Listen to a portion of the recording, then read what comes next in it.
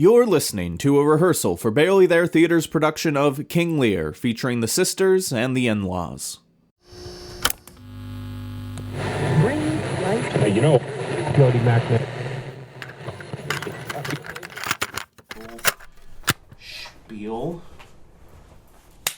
Okay, we're live. So thank you for joining me, the both of you. I'm so excited to have you here. I should probably turn off the heat since that's noise. I swear I'm a little more organized than this, typically, I promise. Okay, so today we are recording King Lear. What, if anything, do either of you know about King Lear? For just so I can give context, or...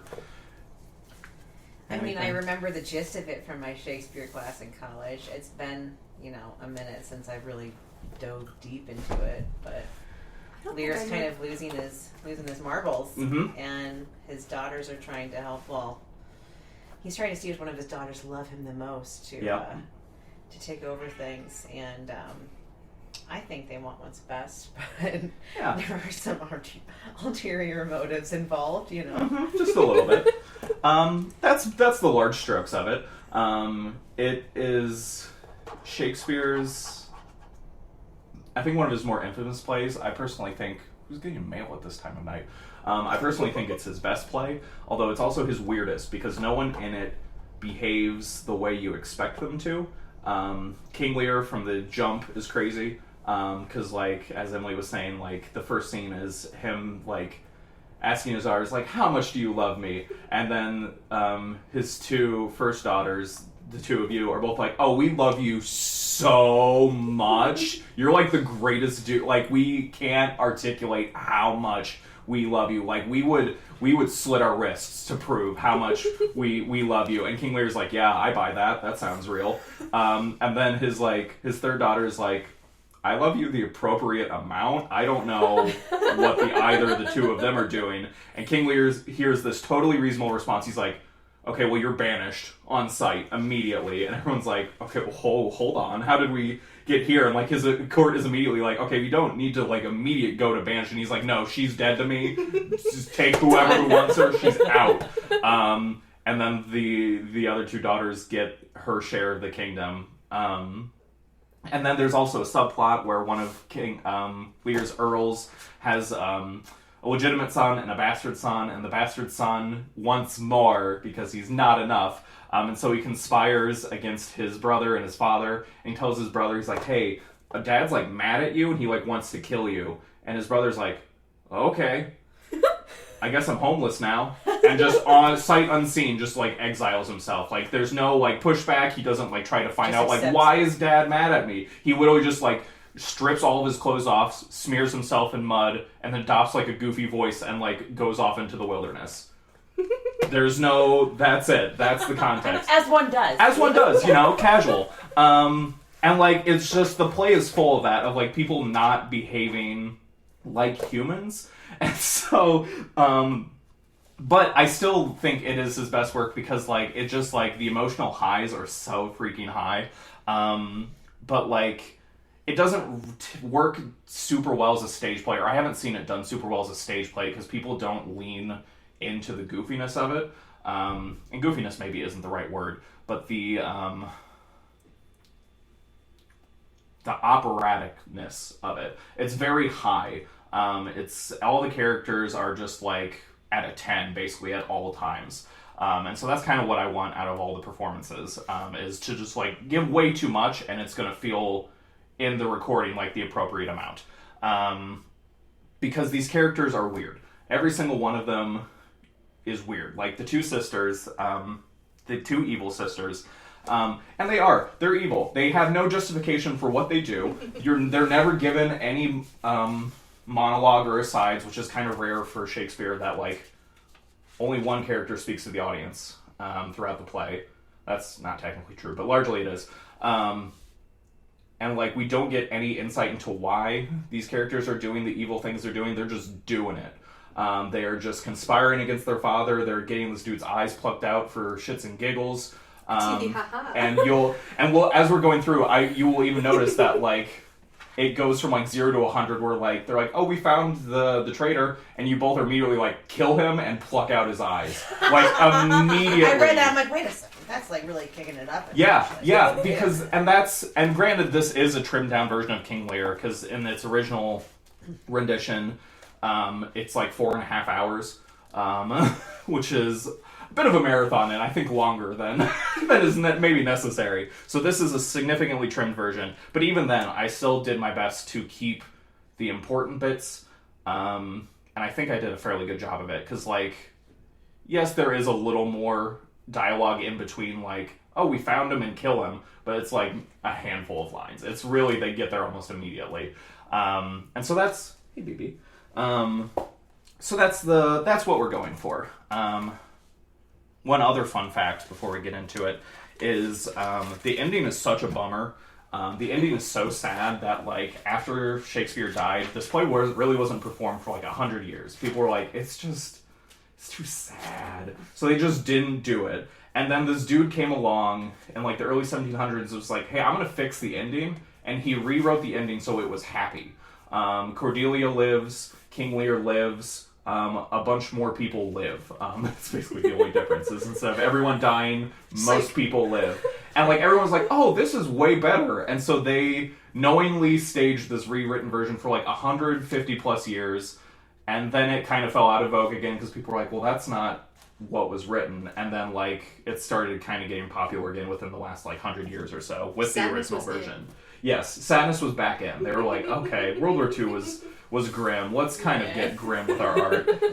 But I think it's the only one of Shakespeare's plays that was like knowingly rewritten, and like people were like, this is better, even though it the way it was rewritten was like not as eloquent, not as good. It just wasn't Shakespeare, and it was very clearly not Shakespeare. But it wasn't sad, so that's what people wanted to see.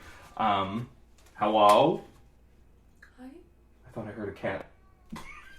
I did. There is whale. And so that's my fun fact as I was doing research about this. But so the way we're going to do this is, guys, the way we're going to do this is typically with these plays is like I would have us rehearse all the way through, take a break, and then just record it all through in one big go. However, there's a lot to get through, and I wouldn't remember the stuff that I did in scene one by the time we circle back around to it. So what we'll do is we'll go through just scene by scene. I will read across for the characters that you guys aren't to help kind of convey the emotion of what I'm getting from other people. And I will give you your blocking. I should have utensils somewhere. I don't. A very slight blocking, like basically enter from right, enter from left, cross right. This is our little stage. Over here is stage left, obviously. Over there is stage right. And so we'll go through, we'll rehearse the scene once, maybe twice, depending on how it goes, and I will give my feedback. And then I'm going to have you guys just go through and record your lines without me reading across. Ideally, that's the way I'd like to do it. However, if there's like a tough scene where you're like, you would just really prefer someone to read across from, I will still read across from you to kind of help give that. But we'll kind of gauge that as we go. Let me grab you some pencils, and then we will dive in. I see a bunch here. Why are they all spilled? These cats. Here's one for you. Thanks. I have more. I swear I do.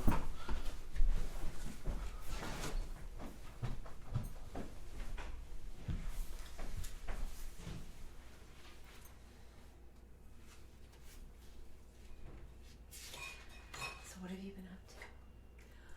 Nothing much, really. I've been on a little hiatus since I did witness for the prosecution at Playcrafters. That had to get rescheduled for like September, so I finished that, and then I've just kind of been nothing. My last one was at the Mockingbird when we did Anywhere But Here. Yes. The last show before the collapse. Yeah. Yep. But now I'm in paint night at Playcrafters. I saw your cast in that one. I saw that cast list. That looks like that's going to be mostly a fun. I already gave you one. Oh, thank you. Here's one for you. Looks like that'll be mostly fun.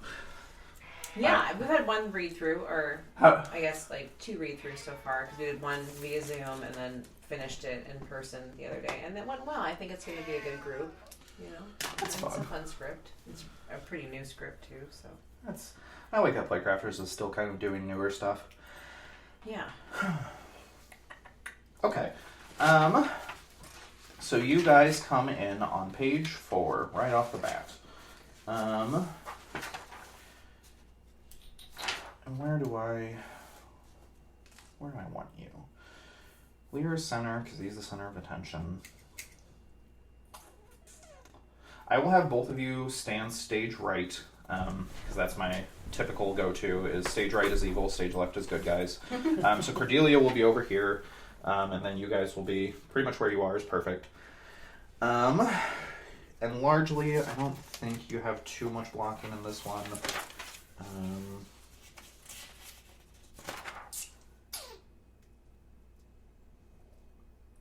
No, not too much. No, I think you guys will largely just stand here for this scene. Okay, so I'm still recording, good.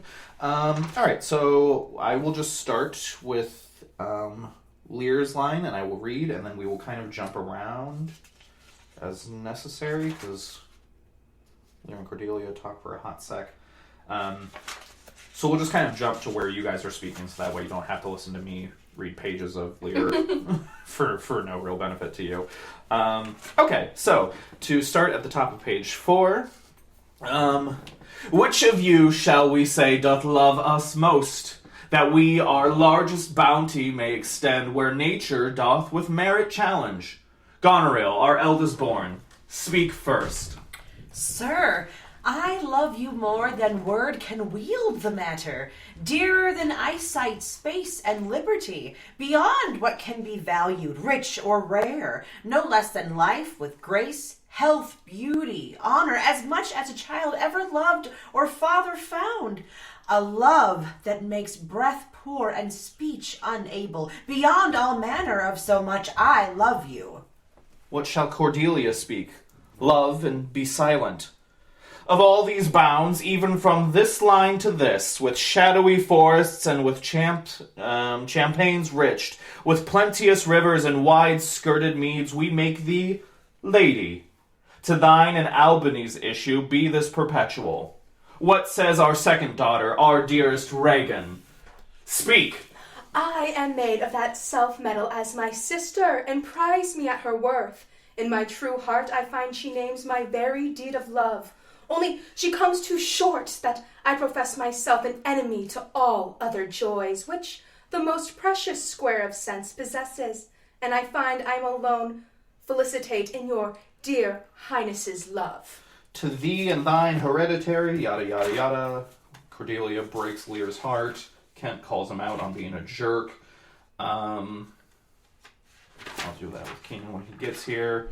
And then we will skip right along to page 9.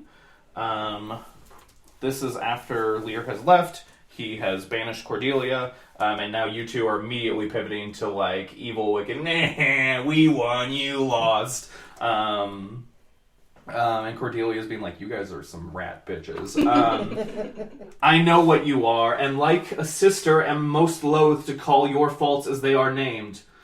Love well, our father, to your professed bosoms I commit him. But yet, alas, stood I within his grace, I would prefer him to a better place. Prescribe not us our duty. Let your study be to consent your lord, who hath received you at fortune's alms. You have obedience scanted, and well are worth the want that you have wanted. Time shall unfold what plighted cunning hides, who covers faults at last with shame derides. Well, may you prosper. Come, my fair Cordelia. They exit off. Sister, it is not little I have to say of what most nearly appertains to us both. You see how full of changes his age is. The observation hath not been little. He always loved our sister most, and with what poor judgment he hath now cast her off. 'Tis the infirmity of his age.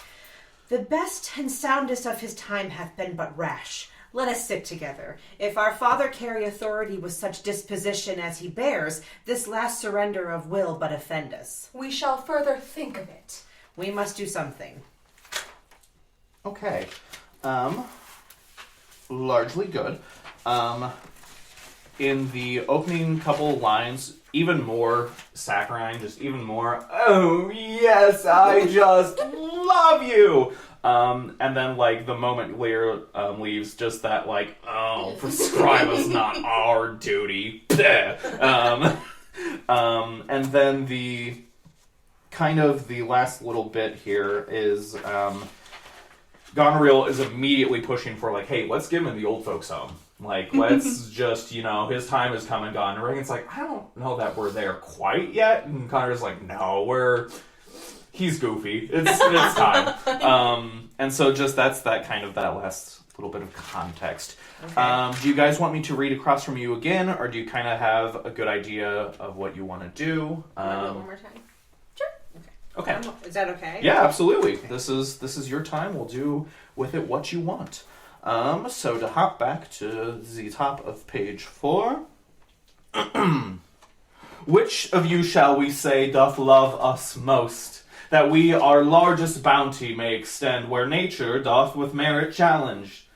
Goneril, our eldest born, speak first. Sir, I love you more than word can wield the matter, dearer than eyesight, space, and liberty, beyond what can be valued rich or rare, no less than life, with grace, health, beauty, honor, as much as a child ever loved or father found, a love that makes breath poor and speech unable, beyond all manner of so much, I love you.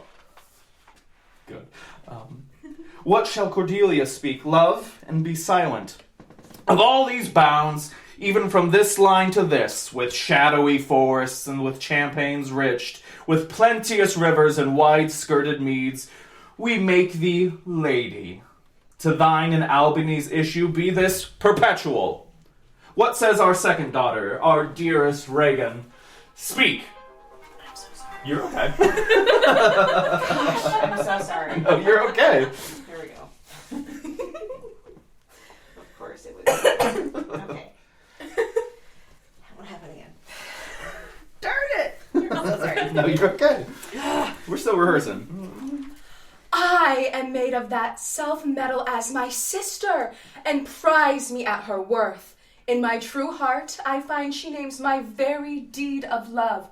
Only she comes too short, that I profess myself an enemy to all other joys, which the most precious square of sense possesses, and I find I am alone facilitate in your dear highness's love.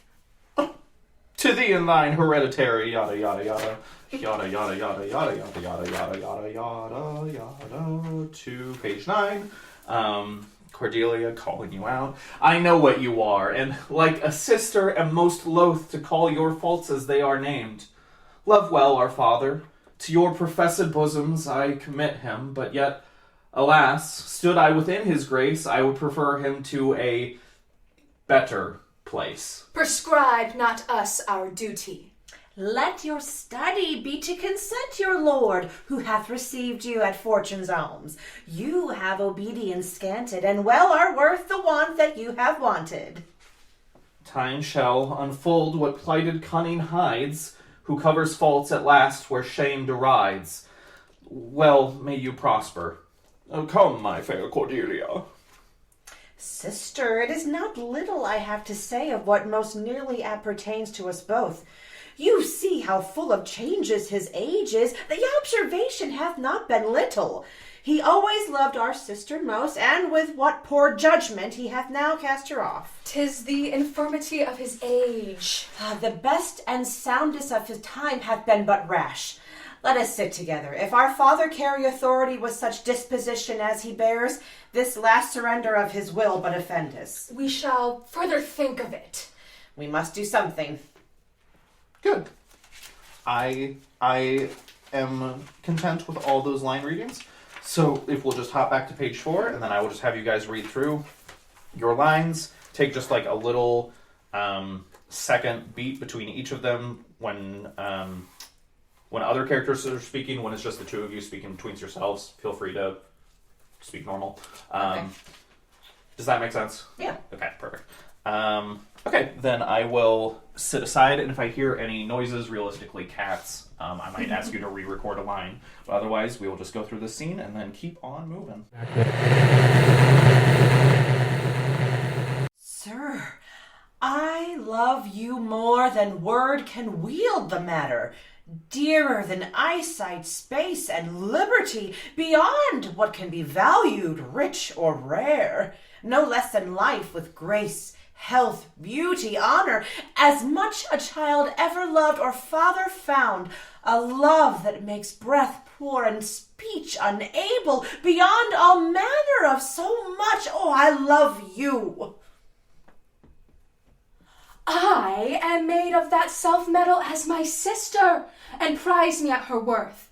In my true heart I find she names my very deed of love.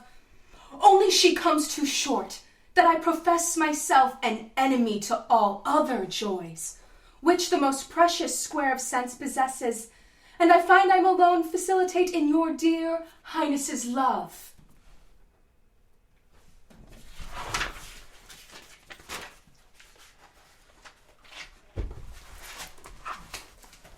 Prescribe not us our duty.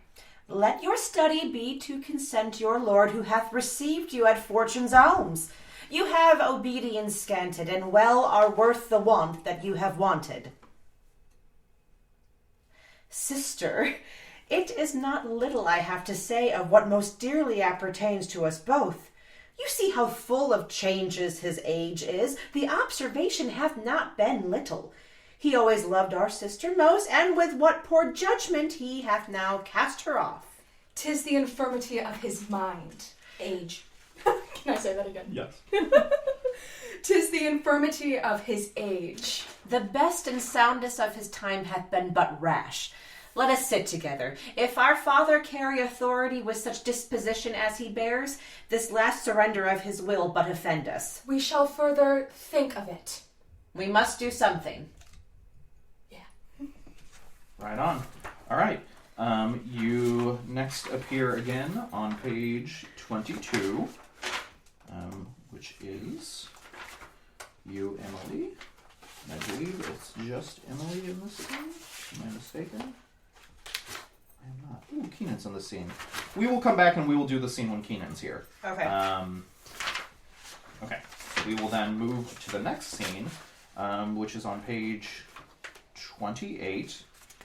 I just want to make sure Keenan's not in this one. He is not. I'm reading for Cornwall. Okay, hold on. How am I gonna do this? I haven't thought about this at all.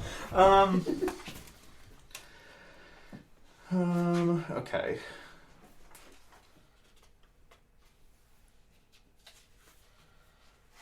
Okay. So for blocking, Oy vey. Okay. Gloucester will be stage left, because he's a good guy. I will come over here stage right. I'm going to scoot over a little bit. Shyan. Okay, and then I will read Gloucester, Edmund, Oy vey. Okay. We'll just try it. We'll just start reading through. We'll see what happens. This might be more of a mess than I anticipated. Do you want me to read another part? Because I'm not in this scene. It's just Reagan, so I can read something else if you'd like me to, just for the sake of recording or rehearsing. Yeah, if you could read Gloucester, and then also Edmund, I would appreciate that. Okay. I'm trying to think. Yeah, we'll try that. Okay. What voice am I gonna do? Okay. How now, my noble friend? I have heard strange news. If it be true, all vengeance comes too short. What can pursue the offender? How dost, my lord? Oh, madam, my old heart is cracked. It's cracked. What? Did my father's godson seek your life? He whom my father named, your Edgar. Oh, lady, shame would have it hid. Was he not companion with the righteous knights that tended upon my father? I know not, madam. 'Tis too bad. Yes, madam, he was of that consort. No marvel then, though he were ill affected. 'Tis they have put him on the old man's death. I have this present evening from my sister been well informed of them, and with such cautions that if they come to my house, I'll not be there. Nor I, assure thee, Regan. Edmund, I hear that you have shown your father a childlike office. It was my duty, sir. He received this hurt, you see, striving to apprehend him. Is he pursued? Aye, my good lord. If he be taken, he shall never more be feared of doing harm. For you, Edmund, whose virtue and obedience doth so much commend itself, you shall be ours. Natures of such deep trust we shall much need. I shall serve you, sir, truly, however else. For him I thank your grace. You know not why he came to visit your... Noble Gloucester? Gloucester. Noble Gloucester, we must have use of your advice. Our father he hath writ, so hath our sister, of differences, which I best thought it fit to answer from our home. I serve you, madam. Okay. I don't think I have any notes for you, Shyan. I have notes for me, but that's okay. Can I bother you for a glass of water? Absolutely, of course. No. No, dehydrate.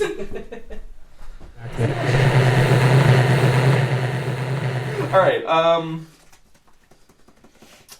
Top of 28. Top of 28. Do you need to run it through again, Shyan, or do you? No, I can go. Okay, then let's just you and I record our lines, and then we can move on to the next scene.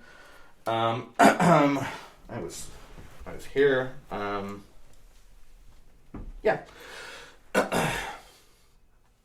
How now, my noble friend? I have heard strange news. If it be true, all vengeance comes too short, which can pursue the offender. How dost, my lord? What? Did my father's godson seek your life? He whom my father named, your Edgar? Was he not companion with the righteous knights that tended upon my father? No marvel then, though he were ill affected. 'Tis they have put him on the old man's death. I have this present evening from my sister been well informed of them, and with such cautions that if they come to my house, I'll not be there. Nor I, assure thee, Regan. Edmund, I hear that you have shown your father a childlike office. Is he pursued? If he be taken, he shall never more be feared of doing harm. For you, Edmund, whose virtue and obedience doth so much commend itself, you shall be ours. Natures of such deep trust we shall much need. You know not why we came to visit your... Noble Gloucester, we must have use of your advice. Our father he hath writ, so hath our sister, of differences which I best thought it fit to answer them from home. Groovy, like a drive-in movie. All right, let's hop on to the next scene, which is page 36. Is on this one. She does appear at the tail end of this one. And what's happening in this scene?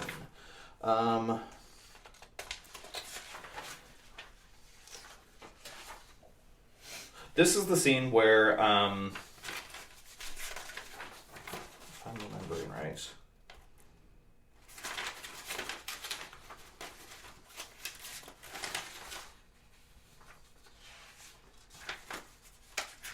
trying to refresh myself. Okay, so in the scene we skipped over, Goneril kicks King Lear to the curb. It's like, you are just such a burden. You're such a bad dad. I can't stand to have you in this house anymore. Get out.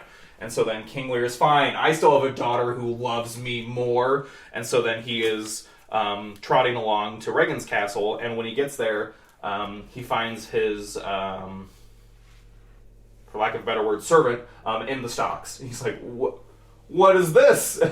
This is my servant. I'm the only one who should be able to punish him. And Regan's like, well, he was getting a little lippy. So, so it's Lear coming from one bad daughter to another to be like, you love me more. And then you're like, oh, actually. And then you come in, you're like, hey, I got word from my sister that you're causing problems here too. And so now this is the two of you just fully ganging up on him and being like, you suck. So that's the context of what's happening in this scene. Okay, so page 36. Lear is he's getting himself so worked up because he's like, this can't stand. Like he's literally at a loss for words, and his fool is not making things worse. He's like, you suck. You didn't see this coming at all. Even a fool saw it coming, and you didn't. King Lear's like, blah, blah, blah. And so he's not handling it well. And so that's when Shyan, you, and I enter along with our horde of disobedient servants, to which Lear says, oh, how do we want to do this? Emmalee, would you mind reading for Lear? Sure. Until you enter, and then I can take back over. Sure. And fill in the gaps. Do you want me to start at good morrow to you both? That'd be great. Okay. Good morrow to you both. Hail to your grace. Release him from the stocks. Oh, that's stage blocking that I meant. I did not mean for it to be dialogue. Release him from the stocks. I am glad to see your highness. Regan, I think you are. I know what reason I have to think so. If thou shouldst not be glad, I would divorce me from thy mother's tomb. Kent clears his... Okay. Did not do a good job of cleaning up stage directions. Perhaps I don't need to read that. Oh, are you free? Some other time for that, beloved Regan. Thy sister's not. She hath tied sharp-toothed unkindness, like a vulture here. I can scarce speak to thee. Thou'd not believe with how depraved a quality... Oh, Regan! I pray you, sir, take patience. Say... How is that? I cannot think my sister in the least would fail her obligation. If, sir, perchance she have restrained the riots of your followers, 'tis on such ground and to such wholesome end as clears her from all blame. My curse is on her. Oh, sir, you are old. Nature in your stands on the very verge of his confine. You should be ruled and led by some discretion that discerns your state better than you yourself. Therefore, I pray you that to our sister you do make return. Say you have wronged her. Ask her forgiveness?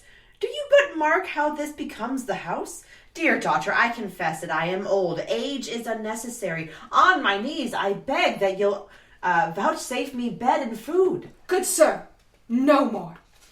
These are unsightly tricks. Return you to my sister. Never, Regan. She hath abated me of half my train, looked black upon me, struck me with her tongue, most serpent-like upon the very heart. All the stored vengeances of heaven fall on her ungrateful top. Strike her young bones with lameness. Fie, sir, fie. You nimble lightnings, dart your blinding flames into her scornful eyes and affect her beauty. You fen-sucked fogs drawn by the powerful sun to fall and blister. Oh, the blessed gods! So will you wish on me when the rash mood is on? No, Regan, thou shalt never have my curse. Thy tender-hefted nature shall not give thee over to harshness. Her eyes are fierce, thine do comfort. 'Tis not in thee to grudge my pleasures, to cut off my train, and to oppose the bolt against my coming in. Thou better know'st the offices of nature, bond of childhood, dues of gratitude. Good sir, to that purpose. What put I cannot read today. Who put my man in the stocks? What trumpet's that? I note my sisters. This approves her letter that she would soon be here. Who stocked my servant? Regan, I have good hope thou didst not know it. No on it. Oh, comes here. Oh, heavens, if you do love old men, if you yourselves are old, make it your cause. Send down and take my part. Art not ashamed to look upon this beard? Oh, Regan, will you take her by the hand? Why not by the hand, sir? How have I offended? Oh, sides, you are tough. Will you yet hold? How came my man in the stocks? I set him there, sir, but his own disorders deserved much less advancement. You? Did you? I pray you, father, being weak seems so. If till the expiration of your month you will return and sojourn with my sister, dismissing half your train, come then to me. Return to her? And 50 men dismissed? No! Rather, I abjure all roofs, and choose to wage against the enmity of the air, and to be a comrade with a wolf and owl, necessity's sharp pinch. At your choice, sir. I love how snide these daughters are. They're like, literally like, yeah, you need to dismiss your entire, like, conglomerate of people, like, everyone. And he's like, what, should I just be homeless? And you're like, Yeah. I mean, Sounds good idea. You said it. you said it. I mean, cat's out of the bag. But I digress. I prithee, daughter, do not make me mad. I will not trouble thee, my child. Farewell. We'll no more meet, no more see one another. But yet thou art flesh, my blood, my daughter. Or rather, a disease that's in my flesh, which I must needs call mine. Thou art feeding time. Thou art a boil, a plague sore in my corrupted blood. But I'll not chide thee. Let shame come when it will. Mend when thou canst. Be better at thy leisure. I can be patient. I can stay with Regan. I and my 100 knights. Not altogether so. I looked not for you yet, nor am provided for your fit welcome. Give ear, sir, to my sister.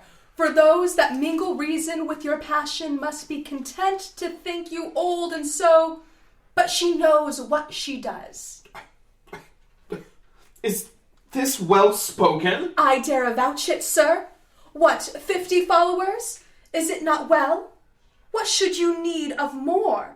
How in one house should many people under 2 commands hold amity? 'Tis hard, almost impossible. Amity. Amity. Mm-hmm.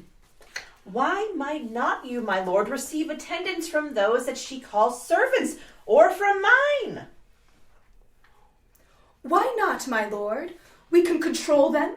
If you will come to me, I entreat you to bring but 5 and 20. I gave you all. And in good time you gave it. Made you my guardians? What, must I come to you with 5 and 20? Regan, said you so? And speak it again, my lord. Not being the worst stands in some rank of praise. I'll go with thee. Thy 50 yet doth double 5 and 20, and thou art twice her love. Hear me, my lord. What need you 5 and 20, 10 or 5, to follow in a house where twice so many have a command to tend you? What need one? Reason not the need. You see me here, you gods, a poor old man as full of grief as age, wretched in both. If it be you that stirs these daughters' hearts against their father, fool me not so much to bear it tamely. Touch me with noble anger, and let not water drops stain my cheeks. No, you unnatural hags. I will still have such revenges on you both that all the world shall... I will do such things... What they are yet I know not, but they shall be the terrors of the earth. You think I'll weep? No, I'll not weep. I have full cause of weeping, but this heart shall break into 100,000 flaws, or ere I'll weep. Oh, fool, I shall go mad! And then he storms off after dropping the mic. Let us withdraw. 'Twill be a storm. This house is little. The old man and his people cannot be well bestowed. 'Tis his own blame hath put himself from rest, and must needs taste his folly. For his particular I'll receive him gladly, but not one follower. So I am purposed. Where is my lord of Gloucester? Gloucester. Followed the old man forth. Ah, he is returned. The king is in a high rage. He calls to horse. 'Tis best to give him way. He leads himself. My lord, entreat him by no means to stay. Alack, the night comes on and the high winds do sorely ruffle. For many miles about there's scarce a bush. Oh, sir, to wilful men, the injuries that they themselves procure must be their schoolmasters. Shut up your doors, my lord. 'Tis a wild night. My Regan counsels well. Come out of the storm. And they exit. Okay, good. I like that. It's a fun little scene because, like, just how immediately he's like, oh, I don't love you. I love you. And then that is like, well, I'm gonna make this deal way worse. And he's like, forget you. I love you. And then immediately like, well, actually, I'm gonna double the ante. My favorite is, you think I'll weep? No, I'll not weep, just crying. Just sobbing. I'm not. You're not gonna get me crying. I think the only other notes is every time you guys talk about the number of his train, be really sure to hit those numbers specifically, just to really accentuate how much you're just like fucking with them. fucking with them. Just immediately downgrading. Be like, oh, you have 100. It's 50 now. 5 and 20. 5 and 20. And that and then Reagan drops the mic, the big one on after Gondriel like keeps lowering it from 5 and 20 to 10 to 5. You're like, what need one? Like, you shouldn't even have a single servant to your name, which for a king, absolutely unheard of. Like, might as well be blasphemy. So of course he's me like, what? I can't. And I hear screaming. I think the only other note. Where did it go? Where did it go? I thought I highlighted it. Did I not? I did. On page 37, Shyan really punched that old. Oh, sir, you are old. Guys. These cats. Okay. Do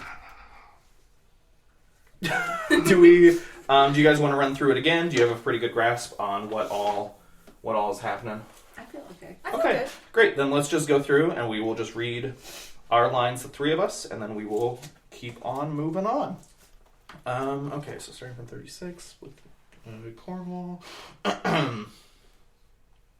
Hail to your grace. Release him from the stocks. I'm glad to see your highness. I pray you, sir, take patience. I cannot think my sister in the least would fail her obligation.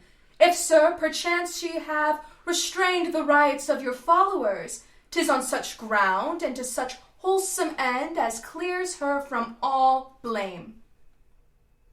Oh, sir, you are old. Nature in your stands on the very verge of his confine. You should be ruled and led by some discretion that discerns your state better than yourself. Therefore, I pray you that to our sister you do make return. Say you have wronged her. Good sir, no more. These are unsightly tricks. Return you to my sister. Fie, sir, fie. Oh, the blessed God, so will you wish on me when the rash mood is on? Good sir, to the purpose. What trumpet's that? I know it's my sister's. This approves her letter that she would soon be here. Why not by the hand, sir? How have I offended? I set him there, sir, but his own disorders deserved much less advancement. I pray you, Father, being weak seems so. If till the expiration of your month you will return and sojourn with my sister, dismissing half your train, come then to me. At your choice, sir. Not altogether so. I looked not for you yet, nor am I provided for your fit welcome. Give ear, sir, to my sister, for those that mingle reason with your passion must be content to think you old, and so, but she knows what she does. Can I have you do that one more time? Yes. Since this hungry hippo decided it would be a good time to start scrounging for food. Of course. Not altogether so. I looked not for you yet, nor am I provided for your fit welcome.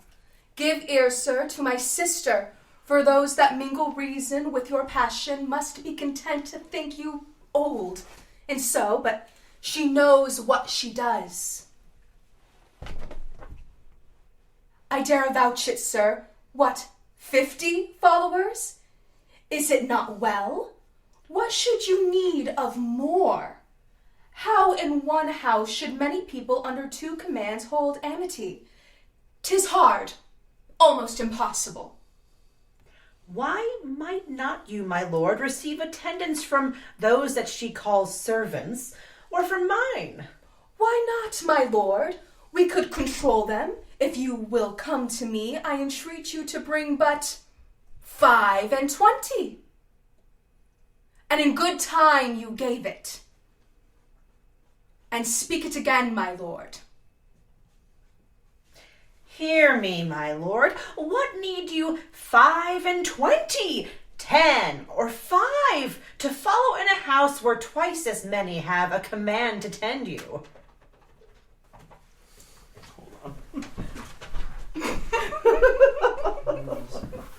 It's not a Pez dispenser. Come on. You are not this hungry. You are being so dramatic. Like a... There's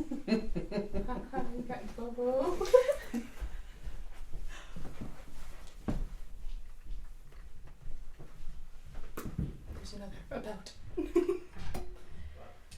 I have 4 cats now. I'm always tripping on one. Always. One of them is always under my feet, or the dog is, or the toddler is. Someone's always touching me. Something's always leg high. Yeah, something's always knee high. I'm always tripping. Alright. Now without the cats causing disruptions. Where were we? The 5 and 20, 10 and Okay. 5. Hear me, my lord. What need you 25, 10, or 5 to follow in a house where twice as many have a command to tend you? What need 1?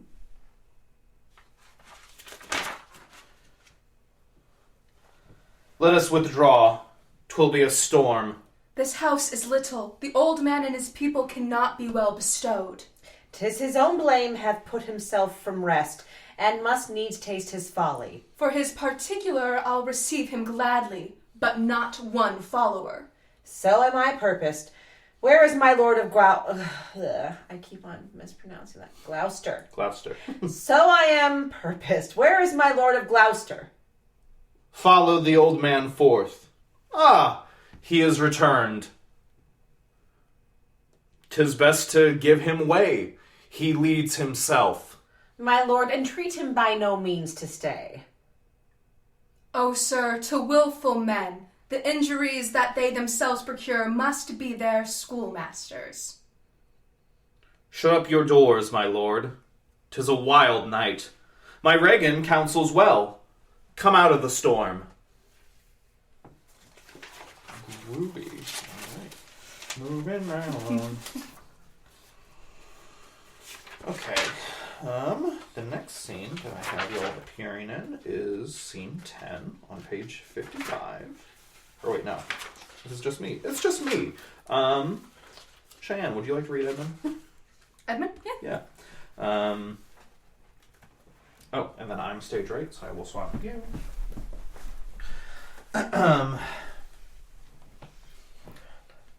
This is why I don't act. This is not my thing. I will have my revenge ere I depart. I will have my revenge ere I depart his house. How, my lord? I may be censored that nature thus gives way to loyalty. Something fears me to think of.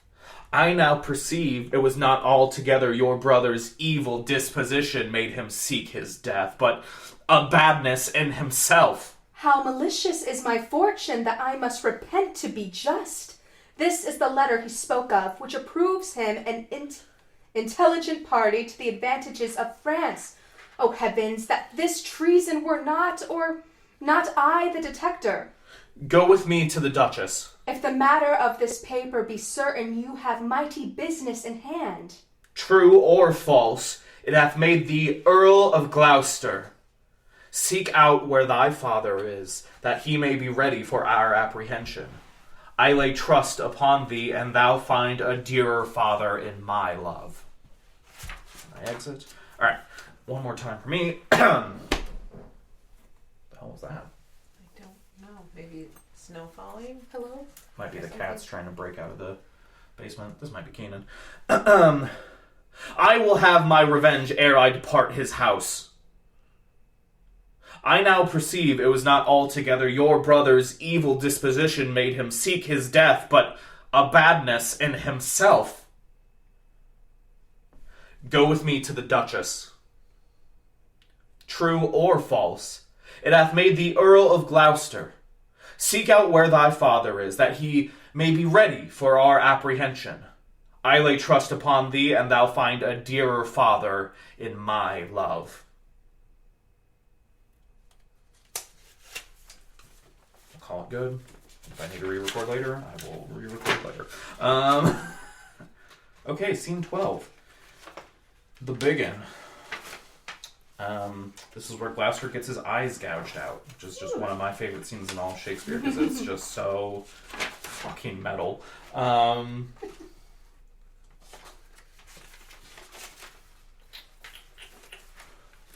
Is this Keenen? Did I imagine that? Was this, or was it another car coming by? I think it's Keenen. I think I'll wait till he gets in here. Just that way we don't have to like stop in the middle. So let's just take a quick 5, drink some water, talk amongst ourselves, and then we will hop back into scene 12. And then I think that's the end of me, because I think I die at the end. Effectively, I die off stage at the end. Oh. You guys got any auditions coming up you're excited about? Or are there any shows this year that you're like, oh, I really want to be a part of that? Not really. That I can think of. No.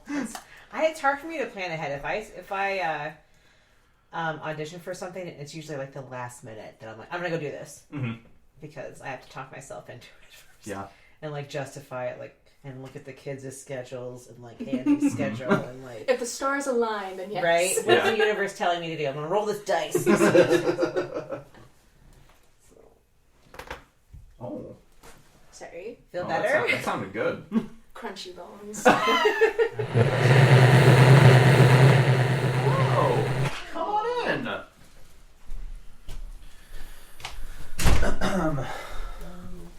Hello. Have you guys met Keenen before? I think I met him once when he came to see something at Mockingbird. Hi. Hi. I'm Emmalee. Nice to maybe meet you again. Yeah, nice to meet you, see you again. Yes. I'm Shyan. Hi, nice to meet you. Nice to meet you. Hi. Here's your script. Awesome.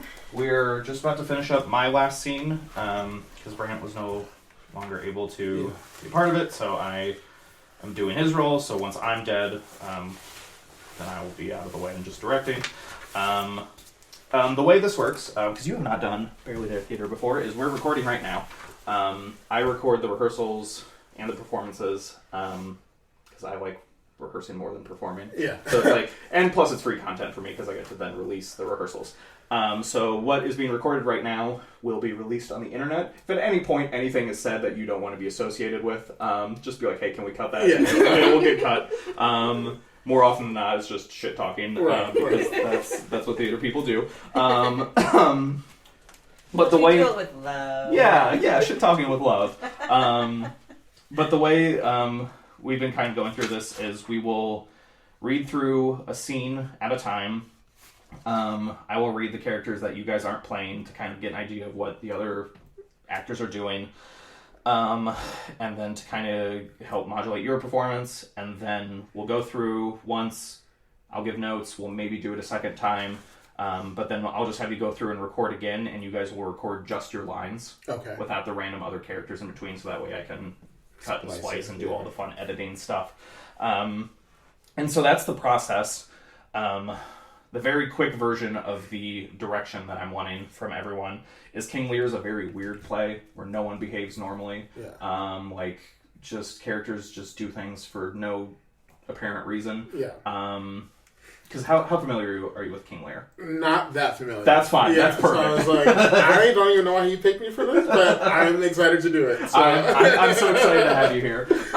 So basically, the short version is King Lear has his kingdom, and he, for the first time in history, decides, I'm going to split up my kingdom and just give it away to my daughters. And everyone is like, that's a bad idea. Don't do that. And his one daughter's like, good, but like she's not fake nice, and so he was like, oh, whatever, you're the wrong kind of nice, so you're banished. I'll give your part to the other two daughters. The other two daughters, Emmalee and Shyan, are evil and conspire against him, and then they have their husbands. I'm playing the evil husband, you're playing the good husband, who's like, wait, hold on, my wife's kind of a ratchet bitch. All right, I'm gonna immediately pin it on her. Right. But as an example, I mean, really that's the big thing, is that, like, King Lear is crazy and everyone else is kind of crazy. Yeah. And so everything is very, very, very big, like almost out of 10 the entire time. Okay. So that's kind of what I'm going for. If it feels like you're doing too much, you're in the sweet spot. Okay. Midnight agrees. I think that's the very short version. Did I forget anything, Emmalee and Shyan, who just heard that spiel like an hour ago? I think you covered it. Great. Okay, that's the very condensed version of No what I notes. told them. Do you have any questions? No, I don't think so. Okay, great. Then we will knock out my last scene, and then we will, after I die, which is at the end of this scene, then your character comes into the fold, and we will just start moving through things that way. Okay, so for scene 12, where is everyone in this scene? Cornwall, I'll put him stage right. Actually, I'll put him stage left. Or no, we'll mix it up. I'll have you two stage left just because you've been stage right so much. That's the other thing I should mention. There's two microphones here for stage left, stage right. One goes into one earbud, the other goes into the other earbud to kind of give that fake sense of like movement and like depth, like you're actually like watching a play if you close your eyes. That's my little recording trick. Okay, so you guys will be stage left for the scene. I will be stage right. I'm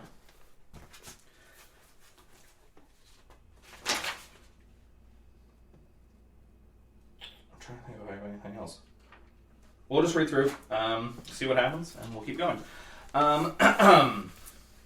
Post speedily to my lord, your husband. Show him this letter. The army of France is landed. Seek out the traitor of Gloucester. Hang him instantly. Pluck out his eyes. Leave him to my displeasure. Edmund, keep you our sister company. The revenges we are bound to take upon your traitorous father are not fit for your beholding. Farewell, dear sister. Farewell, my lord of Gloucester. How now? Where's the king? My lord of Gloucester hath conveyed him hence. Some 30 of his knights met him at the gate, who, with some other of the lord's dependents, I'm actually going to be sent for this, are gone with him toward Dover, where they boast to have well-armed friends. Get horses for your mistress. Farewell, sweet lord and sister. Edmund, farewell. Go seek the traitor Gloucester. Bring him before us. Who's there? The traitor? Ingrateful fox 'tis he. Bind fast his arms. What means your graces? Good, my friends, consider you are my guests. Do me no foul play, friends. Bind him, I say. Hard, hard, O filthy traitor! Unmerciful lady as you are, I'm none. To this chair bind him. Oh, that's stage directions. That should not be a line. Villain, thou shalt find. Oh, I need to have Gloucester give a yelp. By the kind gods, 'tis most ignobly done to pluck me by thy beard. So white, and such a traitor. These hairs which thou doth ravish from my chin will quicken and accuse thee. I am your host. What will you do? Come, sir. What letters had you late from France? Be simple answered, for we know the truth. And what confederacy have you with the traitors in the kingdom? To whose hands you have sent the lunatic king. Speak. I have a letter guessingly set down from which came one that of a neutral heart, and not from one opposed. Cunning. And false. Where hast thou sent the king? To Dover. Wherefore to Dover? Wast thou not charged at peril? Wherefore to Dover? Let him answer that. I am tied to the stake, and I must stand the course. Wherefore to Dover? Because I would not see thy cruel nails pluck out his poor old eyes, nor thy fierce sister in his anointed flesh stick boorish fangs. If wolves had at thy gate howled that stern time, thou shouldst have said, Good porter, turn the key. All cruels else subscribe, but I shall see vengeance overtake such children. See it thou shalt never. Fellows, hold the chair. Upon these eyes of thine I'll set my foot. He that will think to live till he be old, give me some help. And then I gouge out one of Gloucester's eyes. Oh cruel, oh you gods! One side will mock another, the other too. If you see vengeance, hold your hand, my lord. I have served you ever since I was a child, but better service have I never done you than now to bid you hold. How now, you dog? My villain, draw and fight. Nay, then come on, and take the chance of anger. Give me thy sword, a peasant stand up thus. Oh, my lord, you have one eye left to see some mischief on him. Oh! Lest it see more, prevent it out. Out, vile jelly! Oh, that's stage directions, as I force out Gloucester's other eye. Where is thy luster now? All dark and comfortless. Where's my son Edmund? Edmund, enkindle all the sparks of nature to quit this horrid act. Out, treacherous villain! Thou callest on him that hates thee? It was he that made the overture of thy treasons to us, who is too good to pity thee. Edgar was abused. Kind gods, forgive me that and prosper him. Go thrust him out at gates and let him smell his way to Dover. How is it, my lord? How look you? I've received a hurt. Follow me, lady. Turn out thy eyeless villain. Throw this knave upon the dunghill. Regan, I bleed apace. Untimely comes this hurt. Give me your arm. And then they exit. God, really only has one line in that whole thing? Alright. Alright, so... It's all talk when it gets down to it. Yeah.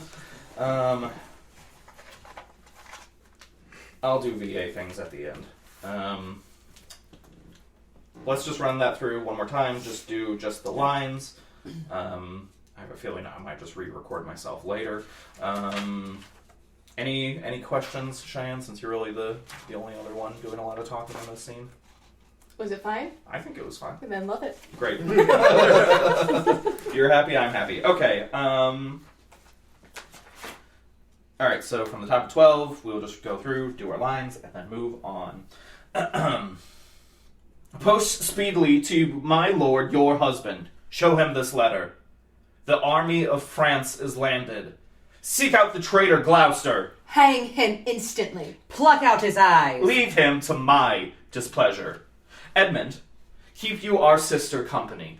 The revenges we are bound to take upon your traitorous father are not fit for your beholding. Farewell, dear sister. Farewell, my lord of Gloucester. How now? Where's the king? Get horses for your mistress. Farewell, sweet lord and sister. Edmund, farewell. Go seek the traitor Gloucester and bring him before us. Ah, who's there? The traitor? Ingrateful fox, 'tis he. Bind fast his arms. Bind him, I say. Hard, hard, oh, filthy traitor! To this chair bind him. Villain, thou shalt find. So white and such a traitor. Come, sir, what letters had you late from France? Be simple answered, for we know the truth. And what confederacy have you with the traitors in the kingdom? To whose hands you have sent the lunatic king. Speak! Cunning, And false. where hast thou sent the king? Wherefore to Dover? Wast thou not charged at peril? Wherefore to Dover? Let him answer that. Wherefore to Dover? See it thou shalt never. See it shalt thou never. See it shalt thou never. Fellows, hold the chair. Upon these eyes of thine I'll set my foot. One side will mock another, the other too. If you see vengeance. How now, you dog? My villain, draw and fight. Give me thy sword. A peasant stand up thus? Lest it see more, prevent it. Out, vile jelly. Where is thy luster now? Out, treacherous villain! Thou call'st on him that hates thee? It was he that made the overture of thy treasons to us, who is too good to pity thee. Go thrust him out at gates, and let him smell his way to Dover. How's it, my lord? How look you? I've received a hurt. Follow me, lady. Turn out that eyeless villain. Throw that knave upon the dunghill. Regan, I bleed apace. Untimely comes this hurt. Give me your arm. Then I'm dead. Thank God. Alright. Done with that. Okay, so let's hop back in time to page 20. No. The scene we skipped, scene 3. But specifically page 23. That's where Emmalee's lines start. And Keenen, you appear on the next page. We have just a few pages. Okay. So blocking. Yes. Sit down. All right. Keenen, you will be stage left for this. Okay. Stage left is good guys. Stage right is bad guys. Emmalee, perfect. You're back on stage right where I want you. Where I belong.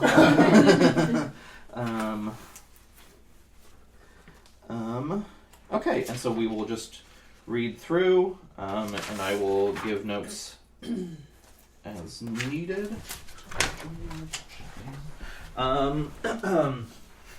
Your name, fair gentlewoman. I'm sorry, where are we at? Page 23. Okay. Oh, I thought we started, I had lines before that. Oh, you do. Oh, you do. I'm so sorry. No, that's okay. You have a couple lines on the first page. Okay, so page 22. Thou'st was a pretty fellow when thou hast no need to care for her frowning. Thou art an O without a figure. I am better than thou art now. I am a fool, thou art nothing. Yes, forsooth, I will hold my tongue, so your face bids me, though you say nothing. Not only, sir, this your ill-licensed fool, but other of your insolent retinue do hourly carp and quarrel, breaking forth in rank and not to be endured riots. Sir, I had thought by making this well known unto you to have found a safe redress, but now grow fearful by what yourself too late have spoken done. Are you our daughter? I would you would make use of your good wisdom, whereof I know you are fraught, and put away these dispositions which of late transport you from what you rightly are. Yada yada yada. Can fool in the Lear talk for a bit. Your name, fair gentlewoman. This admiration, sir, is much of the savor of other your new pranks. I do beseech you to understand my purposes aright. As you are old and reverend, should be wise. Here do you keep 100 knights and squires, men so disordered, so debauched and bold, that this our court, infected with their manners, shows like a riotous inn. Epicurism and lust make it more like a tavern or a brothel than a graced palace. The shame itself does speak for instant remedy. Be then desired by her that else will take the thing she begs, a little to disquantity your train, and the remainders that shall still depend, to be such men as... I can not spit this out. And the remainders that shall still depend, to be such men as may besort your age, which know themselves and you. Darkness and devils, saddle my horses, call my train together. Degenerate bastard, I'll not trouble thee, yet have I left a daughter. You strike my people, and your disordered rabble make servants of their betters. Detested kite, thou liest. My train are men of choice and rarest parts. O most small fault, O Lear, Lear, Lear! Beat at this gate that they let thy folly in and thy dear judgment out. Go, go, my people! My lord, I am guiltless as I am ignorant of what hath moved you. It may be so, my lord. Here, nature, here, dear goddess, here. Suspend thy purpose if thou didst intend to make this creature fruitful. Into her womb convey sterility. Dry up in her the organs of increase, and from her derogate body never spring a babe to honor her. If she must teem, create her child of spleen, that it may live and be a thwart disnatured torment to her. Let it stamp wrinkles in the brow of her youth with cadent tears, fret channels in her cheeks, turn all her mother's pains and benefits to laughter and contempt, that she may feel how sharper than a serpent's tooth it is to have a thankless child. Away! Away! Now, gods that we adore, whereof comes this? Never afflict yourself to know more of it. This man hath had good counsel, 100 knights. 'Tis politic and safe to let him keep at point 100 knights. Oswald! Well, you may fear too far. Safer than trust too far. Let me still take away the harms I fear, not fear still to be taken. I know his heart. What he hath uttered, I have writ my sister. If she sustain him and his 100 knights when I have showed the unfitness. How now, Oswald? What have you writ that letter to my sister? Aye, madam. Take you some company and away to horse, and form her full of my particular fear, and there to add such reasons of your own as may compact it more. Get you God, and hasten your return. Okay. Groovy. I'll have you guys run through that again and just do your lines. My only notes. Emmalee, just slow down a tad. You're just tripping over your words, that's all. And then Keenen, Albany is like literally coming in to like the king just like pitching this fit and being like, whoa, What's happening? What the fuck is going on? Because like your wife is just outright conspiring against someone, and you are not in the loop. You are literally like, I thought things were good. Okay. I thought this trip with the in-laws was going really well. Is it not? And your wife's like, don't worry about it. And like, so like you're very much just being like, so you are just really just shook. Okay, but I think I don't need to read through it again, unless you guys want me to for context. Otherwise, I'll just have you guys read through, do your lines, and then just take like, unless you're speaking to each other, which I actually don't think you do at any point. Do you? You do a couple I times. just think of the end there. Just toward the end, yeah. Whenever you're speaking to each other, just speak normally. But if there's like other characters speaking between, just give like a second or two, and then just kind of jump from lines that way. So starting on 22 with your line, Emmalee, just start running through. And if I hear anything wonky where I just want you to do it again, I will just tell you to do it again. Cool. Don't be afraid to say, hey, do it again. All right. Not only, sir, this your ill-licensed fool, but other of your insolent retinue do hourly carp and quarrel, breaking forth in rank and not to be endured riots. Sir, I had thought, by making this well known unto you, to have found a safe redress, but now grow fearful by what yourself too late have spoke and done. I would you make use of your good wisdom, whereof I know you are fraught, and put away these dispositions which of late transport you from what you rightly are. This admiration, sir, is much of the savor of other your new pranks. I do beseech you to understand my purposes aright. As you are old and reverend should be wise, here do you keep 100 knights and squires, men so disordered, so debauched and bold, that this our court, infected with their manners, shows like a riotous inn. Epicurism and lust makes it more like a tavern or a brothel than a graced palace. The shame itself does speak for instant remedy. Be then desired by her that else will take the thing she begs, a little to disquantity your train, and the remainders that shall still depend, to be such men as may besort your age, which know themselves and you. Could you do just the last sentence from be then desired through the end? Sure.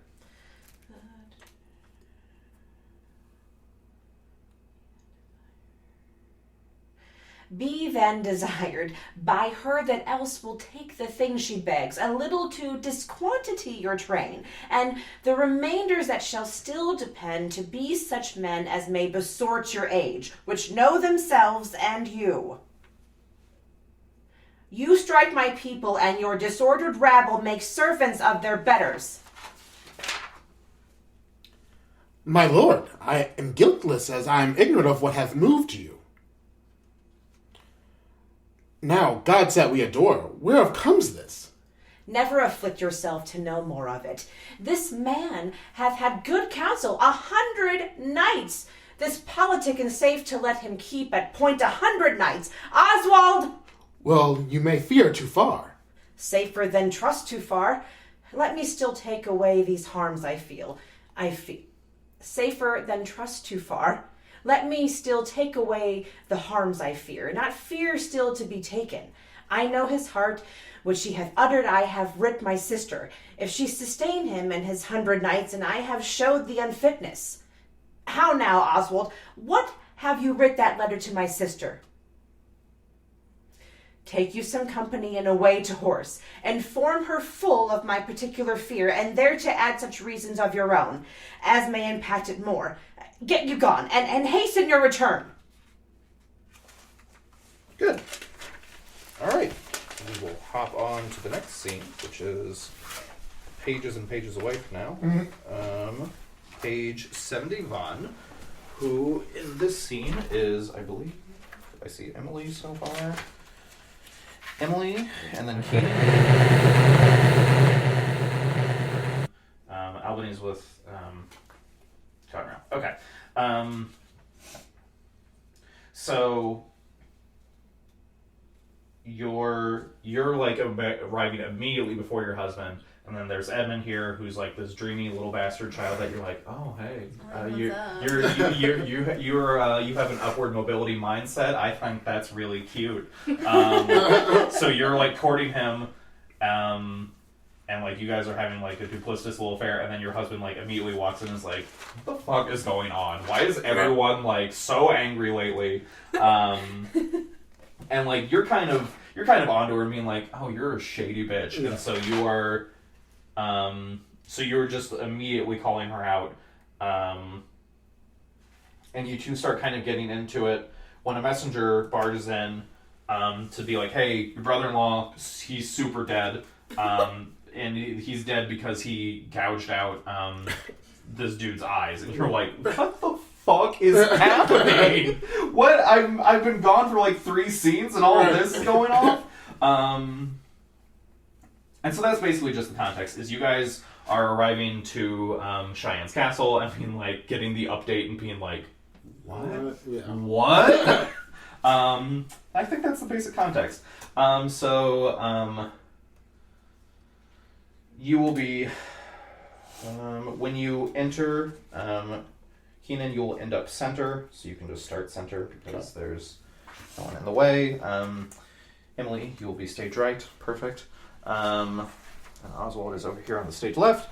And so we will just read through the scene and then do it like we've been doing it.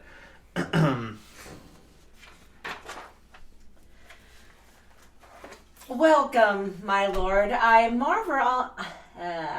Welcome, my lord. I marvel our mild husband not met us on the way. Now, where's your master? Madam, within, but never man so changed. I told him of the army that was landed. He smiled at it. I told him you were coming. His answer was the worse. Then shall you go no further. It is the cowish terror of his spirit that dares not undertake. Back, Edmund, to my brother. This trusty servant shall pass between us. Ere long you are like to ear. If you dare venture in your own behalf, a mistress's command, wear this, spare speech. This kiss, if it durst speak, will stretch thy spirits up into the air. Fare thee well. And then when you go back through to record it, can you give like a... I was going to ask that. Yep. Yours in the ranks of death. Madam, here comes my lord. I have been worth the whistle. Oh, Goneril, you are not worth the dust which the rude wind blows in your face. I fear your disposition. The text is foolish. Wisdom and goodness to the vile seem vile. What have you done? Tigers, not daughters, what have you performed? A father and a gracious aged men. Humanity prey on itself like monsters of the deep. Milk-livered man.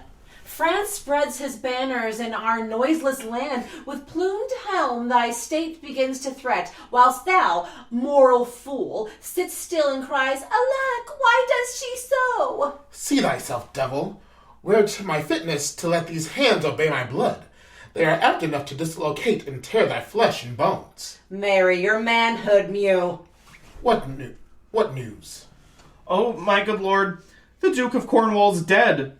Slain by his servant, going to put out the other eye of Gloucester. Gloucester's eyes?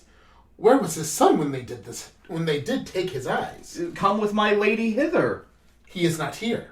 No, my good lord, I met him back again. Knows he the wickedness? Aye, my good lord. 'Twas he informed against him, and quit the house on purpose, that their punishment might have the freer course. Gloucester, I live to thank thee for the love thou showest the king, and to revenge thine eyes. Come hither, friend. Tell me what more thou knowest. Good. I think the only thing I want to try, and maybe it won't work, but we'll try it, is when you two start going back and forth from the bottom of 71, I have been worth the whistle. Try just circling each other. Okay. And I'll be kind of like chewing gum and walking at the same time. But try it, see if it works. Okay. Just to give a little movement to it. But then whenever you get to the end of it, Keenen, end back up over here, stage left for the rest of your dialogue, because at that point, Emilee's done. So, take it back from the top, unless you guys have any questions or things you're curious about. Welcome, my lord. I marvel our mild husband not met us on the way. Now, where's your master? Then shall you go no further. It is the cowish terror of his spirit that dares not undertake. Back, Edmund, to my brother. This trusty servant shall pass between us. Ere long you are like to ear. If you dare venture in your own behalf, a mistress's command. Wear this, spare speech. This kiss, if it durst speak, will stretch thy spirits up into the air. Fare thee well. I have been worth the whistle. Oh, Goneril, you are not worth the dust which the rude wind blows in your face. I fear your disposition. The text is foolish. Wisdom and goodness to the vile seem vile. What have you done? Tigers, not daughters, what have you performed? A father and a gracious aged man. Humanity prey on itself, like monsters of the deep. Milk-livered man, France spreads his banners in our noiseless land. With plumed helm thy state begins to threat, whilst thou, a moral fool, sits still and cries, Alack, why does he so? See thyself, devil. Where's my fitness to let these hands obey my blood? They are apt enough to dislocate and tear thy flesh and bones. Marry, your manhood mule. What news? Gloucester's eyes? Where was his son when they did take his eyes? He is not here. Knows he the wickedness? Gloucester, I live to thank thee for the love thou showedst the king, and to revenge thine eyes. Come hither, friend. Tell me what more thou knowest. Keenen, could you just do that line at the top of the page one more time? Yes. Am I saying that name right? Yep, Gloucester. Gloucester. Okay. There's too many letters. Like Worcester. Yes. Gloucester's eyes. Where was his son when they did take his eyes? Good. All right. Moving right along to the next page, which is just Shyan, I believe. It sure is. Sorry, I'm dear. sorry. I have you as stage right, Shyan. Go figure. And I am stage left. I already recorded it, so I can't switch it. All right. Whenever you're ready. Are my brother's powers set forth?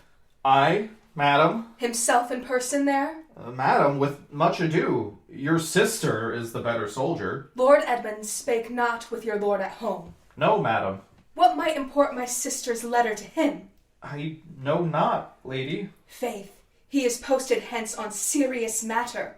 It was great ignorance, Gloucester's eyes being out to let him live. Where he arrives, he moves, all hearts against us.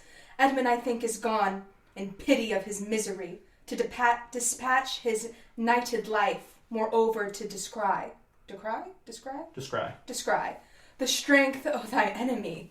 Descry means literally just to see. Like he's literally just going to scope it out. Shakespeare and his fancy words. I actually do have a cross in here, blocking, believe it or not. After you say the strength of thy enemy, you will cross left, and I will counter you right. I must needs after him, madam, with my letter. I'm sorry, strength of the enemy, where is that one again? The very... Oh, to the end? Yep. Duh. Sorry. Because it is Oswald's going to leave, and so you're just countering to fill the space. Cool. Sorry. No, you're good. Those questions are good. I must needs after him, madam, with my letter. Our troops set forth tomorrow. Stay with us. The ways are dangerous. I may not, madam. My lady charged my duty in this business. Why should she write to Edmund? Might not you transport her purposes by word? Belike some things I know not what. I'll love thee much. Let me unseal the letter. Madam, I had rather... I know your lady does not love her husband. I am sure of that. and at her late being here, she gave strange Iliads. and most speaking looks to noble Edmund. I know you are of her bosom. I, madam? I speak in understanding you are, I know it. Therefore, I do advise you take this note. My lord is dead. Edmund and I have talked, and more convenient is he for my hand than for your lady's. If you do find him, pray you give him this. So, fare you well. If you do chance to hear of that blind traitor, preferment falls on him that cuts him off. Would I could meet him, madam. I should show what party I do follow. Fare thee well. Oh, great. I have no notes. Do it one more time without me, and then we'll keep moving. Oh, and don't forget to start stage right and then cross on that one line. Other than that, that's all I got. Unless you have any questions for me. Or you need me to read anything with you again. No, I just have to make my little... Nope, because I can't read. You're good. My little pronunciation notes. Are my brother's powers set forth? Himself in person there. Lord Edmund spake not with your lord at home? What might import my sister's letter to him? Faith, he is posted hence on serious matter. It was great ignorance Gloucester's eyes being out to let him live. Where he arrives, he moves all hearts against us. Edmund, I think, is gone, in pity of his misery, to dispatch his nighted life, moreover to descry the strength of thy enemy. Our troops set forth tomorrow. Stay with us, the ways are dangerous. Why should she write to Edmund? Might not you transport her purposes by word? Be like some things, I know not what. I'll love thee much. Let me unseal the letter. I know your lady does not love her husband. I am sure of that. And at her late being here, she gave strange Iliads and most speaking looks to noble Edmund. I know you are of her bosom. I speak in understanding. You are, I know it. Therefore, I do advise you take this note. My lord is dead. Edmund and I have talked, and more convenient he is for my hand than for your lady's. If you do find him, pray you give him this. So, fare you well. If you do chance to hear of that blind traitor, preferment falls on him that cuts him off. Fare thee well. Good. We did this scene? We did this scene. Yes? Yeah, I just didn't move the sticky note. Okay. Alright. 2 scenes left. Zooming right along. Next scene is scene 18 on page 90, which I think features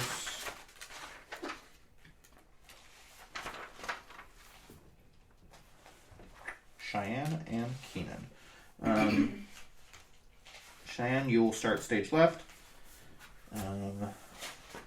Keenen, I will have you stage right. You do eventually enter. Where is that? It's over here. Okay. Okay, same deal. We'll read through. Whenever you're ready, take it away, Shyan. Our sister's man is certainly miscarried. 'Tis to be doubted, madam. Now, sweet lord, you know the goodness I attend upon you. Tell me but truly, but then speak the truth. Do you not love my sister? In honored love. But have you never found my brother's way to the forfended place? Forfended place? Forfended. To the forfended place. That thought abuses you. I never shall endure her. Dear my lord, be not familiar with her. Fear me not. She and the Duke, her husband. I had rather lose the battle than that sister should loosen him and me. A very loving sister, well be met. The king has come to his daughter, with others whom the rigor of our state forced to cry out. For this business it touches us as France invades our land. I shall attend you presently at your tent. Sister, you'll go with us? No. 'Tis most convenient. Pray, go with us. Oh, I know the riddle. I will go. Exit. If e'er your grace had speech with man so poor, hear me one word. I'll overtake you. Speak. And then I'll overtake you. Say that stage right, and then speak as stage left, because you're like saying to them as they're going off. Perfect. And then Emmalee, I also want to give you a note for when you go back through to record. Do I want to do this? I'll try it. I might decide I dislike it. Never mind. Never mind. We'll go through. We'll record it. Then I will give the note. It's something for the asides that I want to try. Okay. But I digress. I'll overtake you. Speak. Before you fight the battle, ope this letter. If you have victory, let the trumpet sound for him that brought it. Wretched though I seem, I can produce a champion that will prove what is avouched there. If you miscarry, your business of the world hath so an end, and machination ceases. Fortune love you. Stay till I have read the letter. I was forbid it. When time shall serve, let but the herald cry, and I'll appear again. Why, fare thee well. I will overlook that paper. And then, on that line, Keenen cross to just left of center, where Shyan is. Are you done? You are done. Yes. You can exit. And then we'll enter. The enemies in view. Draw up your powers. Here is the guess of their true strength and forces by diligent discovery, but your haste is now urged on you. We will greet the time. And then Edmund has an evil little monologue. Okay. Can I use one of these pencils? Absolutely, please do. I forgot to give you one. I'm so sorry. That's okay. This one's just mostly blocking. There's not too much happening here. But yeah, the sisters conspiring both know they're conspiring against each other and are being like, the thing I want to try, just so I'm not being like shady and secretive, is I want to try having the asides just like spoken directly into the microphone and like almost whispered. Okay. So when we go back through and record it, just do it normally, like we've been doing it, and then I'll have you just do just the asides, like straight into the microphone at the end of the scene, so that way I have options when editing if I decide it sounds weird when I go through to edit. But that's the only other thing I want to try. Any questions? Just to make sure, you said I'll overtake you as stage left and then speak as stage right, or is that backwards? I think you said that right, but let me hold on. Edgar, yeah, because Edgar comes in from stage left because he's a good guy. Or no, I think I misspoke. But thank you for asking the clarification. I'll overtake you as to the right, speak as to the left. Okay. Thank you for asking. Here in this play, Edgar is the banished son who just cast himself out and stripped himself naked. Yeah. He now appears to deliver a message and elects to just do a voice, to do his third goofy little voice of the play. He does. My headcanon is that Edgar was a theater kid who just really wanted to do theater, and his dad was like, "No, you have to be royal. That's not a valid career path for you." Because he does 4 different voices throughout the show, and I can't wrap my head around why, but that's fine. That's neither here nor there. So this is voice number 3. That's why I was doing a weird little accent. Okay, but that's I digress. I don't think I have any notes, so I will just let you guys loose and go through, and if I hear anything funky, I'll let you know.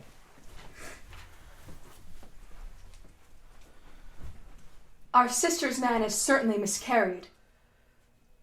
Now, sweet lord, you know the goodness I attend upon you. Tell me but truly, but then speak the truth. Do you not love my sister? But have you never found my brother's way to the forfended place? I never shall endure her. Dear my lord, be not familiar with her. I had rather lose the battle than that sister should loosen him and me. Our very loving sister, well be met. The king is come to his daughter with others whom the rigor of our state forced to cry out. For this business, it touches us as France invades our land. Sister, you'll go with us? No. 'Tis more convenient. Pray, go with us. Oh, how I know the riddle. I will go. I'll overtake you. Speak. Stay till I have read the letter. Why, fare thee well. I will overlook thy paper. We will greet the time. Groovy. Okay. Now, if Emmalee, if I could just have you like almost whisper those two little asides just straight into that microphone, that'd be great. Like straight up whisper? Try it. I had rather lose the battle than that sister should loosen him and me.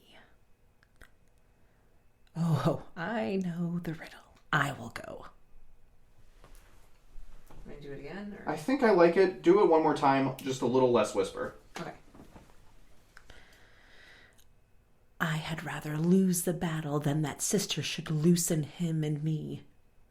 Oh, I know the riddle. I will go. Perfect. Okay. That scene is done, which means I believe we are on to the last scene. We are. Last scene, where everything really goes wrong. Okay. There's a lot that happens in here.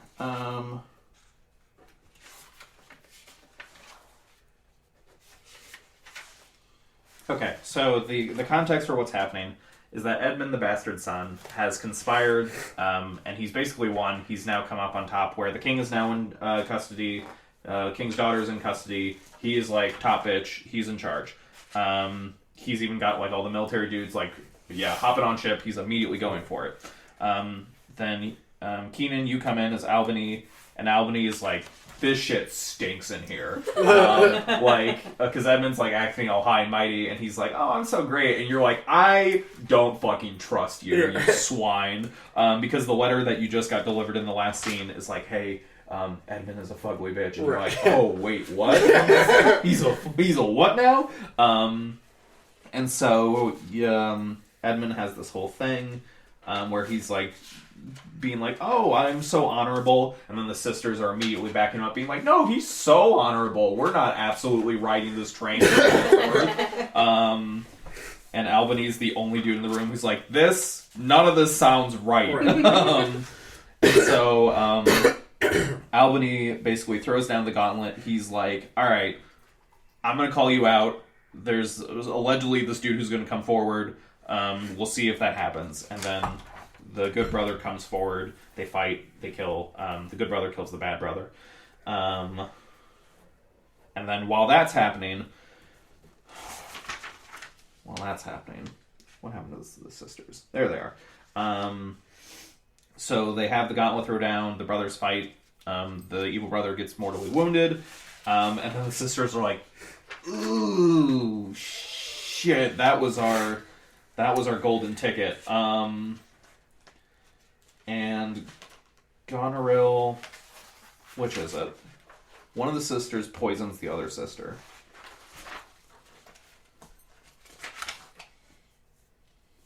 Goneril poisons her younger sister, Regan.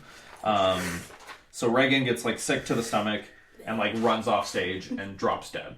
And then Goneril, when Edmund dies, is like, oh shit. So she runs off stage and stabs herself in the heart. Really, I mean, everyone's like I said, everyone just immediately goes for broke. There's no real logic behind any of it, but this is what's happening. I'm gonna kill myself before someone else. Yes, that's exactly the thought process. Like, ooh, oh, this went sideways quick. This was not to This did not go out. And so increasingly, Albany's like, what the fuck is going on? Because Albany really just is the poor dude coming in and being like, what do I keep missing? I'm gone for like a scene, and all you just go off the deep end. the body count just gets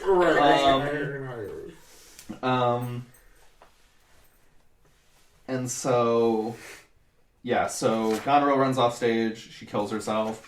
Oh, and what all happens? And then, okay, while all this is happening, Edmund, the bastard son, has like sent the king and his daughter away, and he tells this one dude, he's like, "Hey, I'll give you like a super big bonus if you kill the both of them." And the dude's like, "Yeah, I bet, I'm on it." And so then after the whole fight and the sisters are dead, they're like, "Hey, wait, where's the king?" And then the Time Brother's like, "Oh, I gotta come clean. I told my dude to kill them." And they're like, "Well, go stop it." And so this dude runs back off to stop it. And they bring the king back, and the king's carrying his dead daughter in his arms because he didn't get there quite in time. And so once again, he's like, "What the fuck?" And Lear is just heartbroken, and then he just dies. He just dies of heartbreak.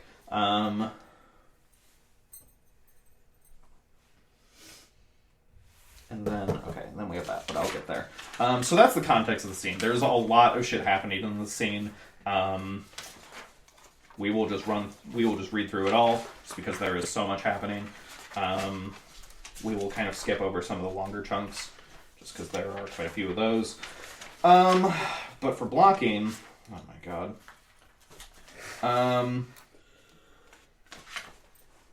Here's what I'm going to do. There's so much blocking in here that I'm going to do it in post.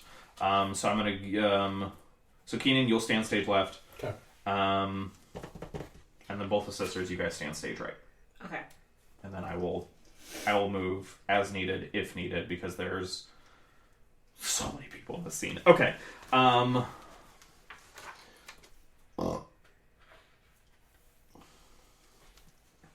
Okay, so we'll just start on page 96. No. Yes. Because that's when Keenen first speaks. So I'll just read through, and we'll do it as we've been doing it. Okay. Yes. Keenen stage left. Gabriel Regan stage right. Yes? Yes, we'll stick with that.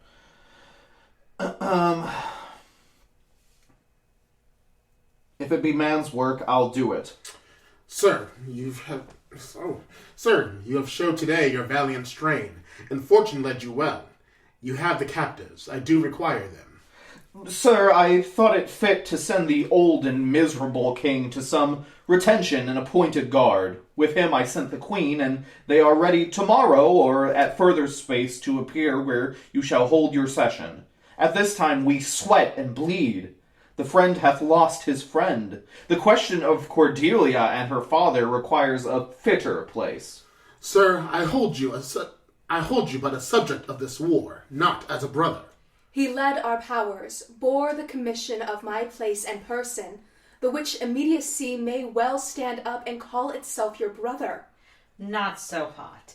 In his own grace he doth exalt himself more than in your addition. In my rights, by me invested, he compares the best. That were the most if he should husband you. Jesters do oft prove prophets. Holla, how do I say holla, like holla. Effectively, yeah, because that's because really this is what you two are, is just like just like just going at each other. So you're like, okay, great. So that's really just the emotion of that. It's like you're like bitch, and you're like bitch, and you're like bitch, and like it's just escalating this whole page. Is because Reagan just got done calling you a jester, and you're like, you did fucking not just call me that. Holla! Yeah. Okay. That eye that told you looked but a squint. Lady, I am not well, else I should answer from a full-flowing stomach. General, witness the world that I create thee here, my lord and master. Mean you to enjoy him? The let alone lies not in your goodwill. Nor in thine, lord. Half-blooded fellow, yes. Let the drum strike and prove to my title thine. Stay yet, hear reason. Edmund, I arrest thee on capital treason, and in thy attaint this gilded serpent. For your claim, fair sister, I bar it in the interest of my wife. Thou art armed, Gloucester. Let the trumpet sound.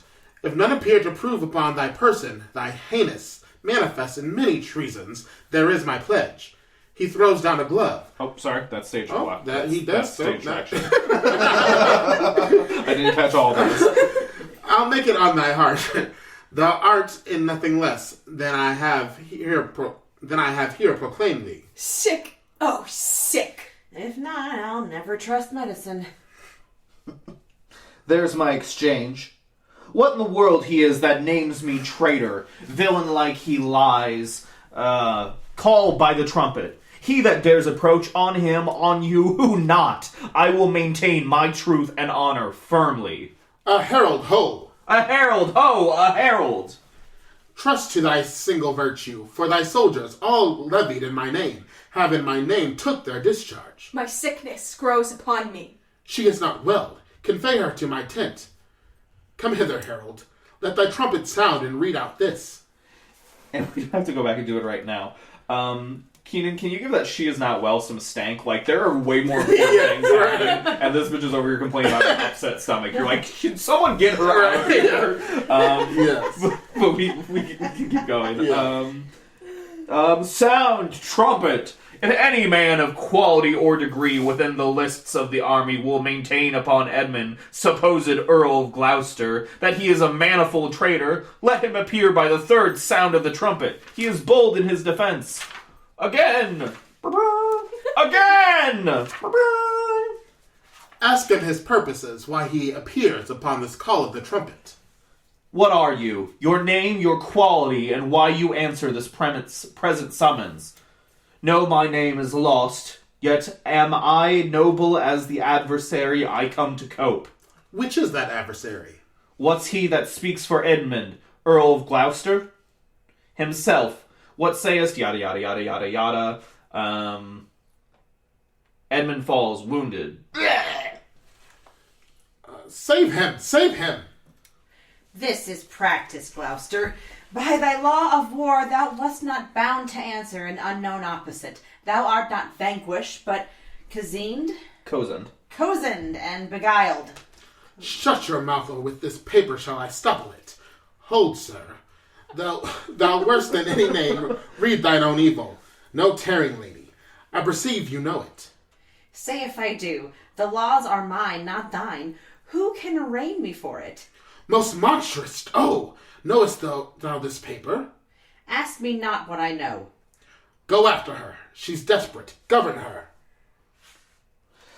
What you have charged me with, what I have done, and more, much more. The time will bring it out. 'Tis past, and so am I. But what art thou that this has misfortune on me? Yada yada yada. Edmund, thou hast spoken right. 'Tis true. The wheel has come full circle. I am here. I must embrace thee.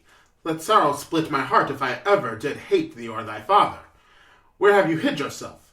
How have you known the miseries of your father? Yada yada yada yada yada. Help! Help! Oh help! What kind of help? Speak, man. What means this bloody knife? 'Tis hot! It smokes! It came even from the heart of... Oh, she's dead! Who dead? Speak, man. Your lady! Sir, your lady! And her sister, by her, is poisoned! She confesses it! I was contracted to them both. All three now marry in an instant. Here comes Kent. I am come to bid my king and my master a good night. Is he not here? Great thing of us forgot. Speak, Edmund. Where's the king? And where's Cordelia? I pant for life. Some good I mean to do despite of my own nature. Quickly send to the castle, for my writ is on the life of Lear and on Cordelia. Run! Run! Oh, run! To who, my lord? Yada yada yada. Edmund, he hath commission from thy wife and me to hang Cordelia in the prison and to lay the blame upon her own despair. The gods defend her. Bear him hence. Need not be gentle. Edmund is carried off, screaming. Stage directions that I forgot. Oh my god, why do I keep... No, you're good.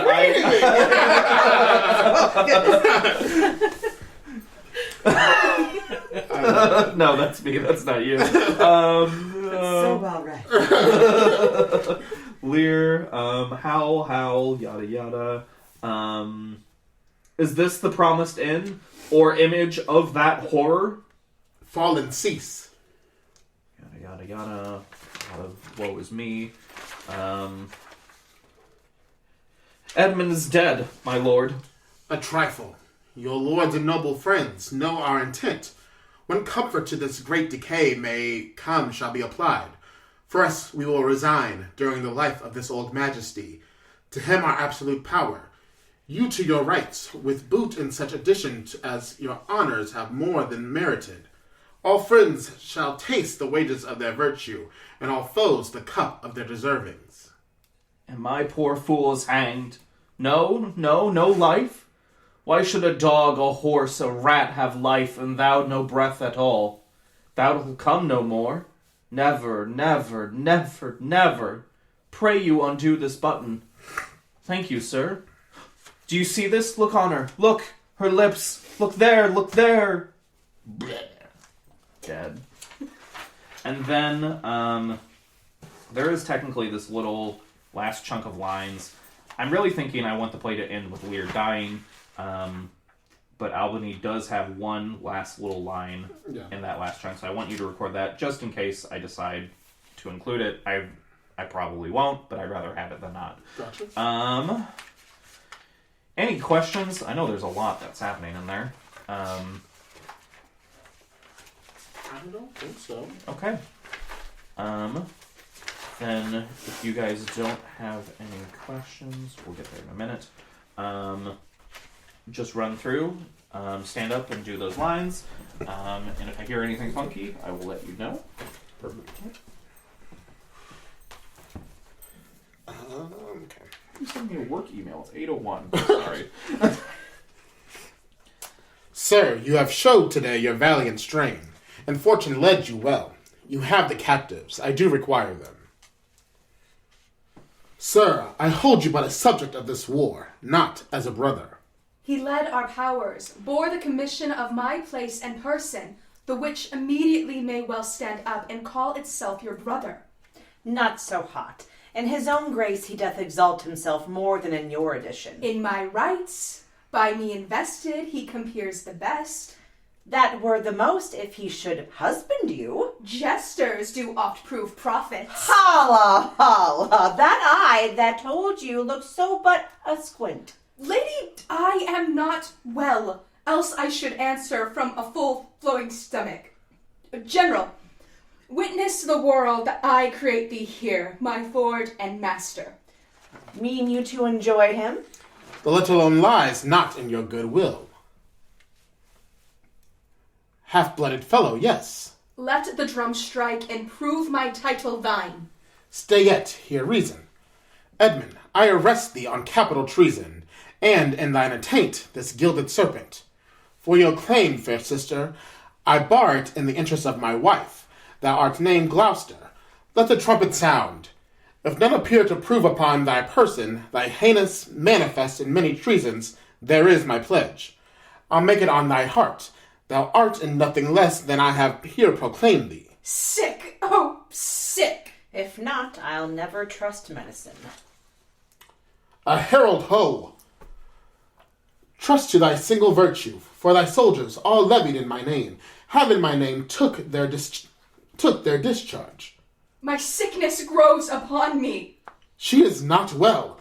Convey her to my tent. Come hither, herald. Let the trumpet sound, and read out this.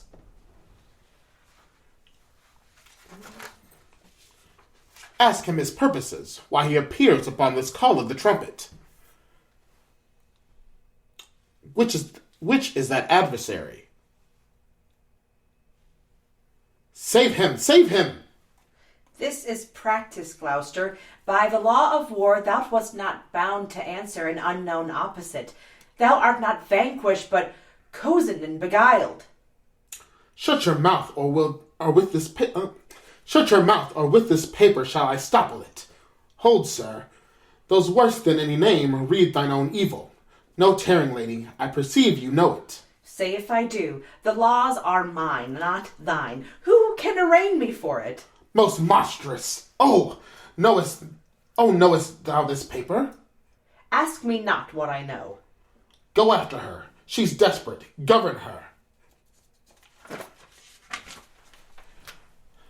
I must embrace thee. Let sorrow split my heart if I ever did hate thee or thy father. Where have you hid yourself? How have you known the miseries of your father? Speak, man. Who dead? Speak, man. Great thing of us forgot. Speak, Edmund. Where's the king? And where's Cordelia? Could you do that just one more time? Yes. Great thing of us forgot. Speak, Edmund. Where's the king? And where's Cordelia? Run, run, oh, run! The gods defend her. Beat him hence. Need not be gentle. Fall and cease. A trifle. You lords and noble friends know our intent. What comfort to this great decay may come shall be applied. For us, we will resign during the life of this old majesty. To him our absolute power, you to your rights, with boot and such addition as your honors have more than merited. All friends shall taste the wages of their virtue, and all foes the cup of their deservings. Bear them from hence, our present business is general woe. Friends of my soul, you twain rule in this realm, and the gourd state sustain.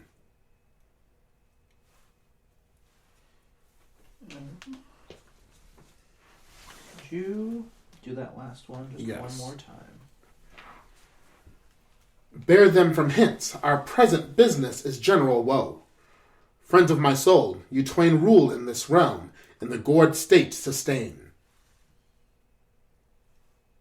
Good. Okay, just the last couple things.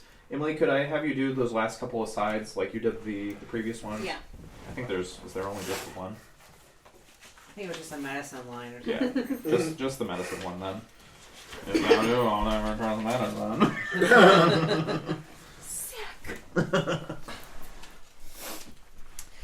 If not, I'll never trust medicine. Just like, let me do it a couple times or just... Yeah, just one more time. If not, I'll never trust medicine. You just heard a rehearsal for Barely There Theater's production of King Lear for the roles of the sisters and the in-laws, featuring the voices of Shyan Devoss, Emmalee Hilburn, Keenen Wilson, and Alexander Richardson.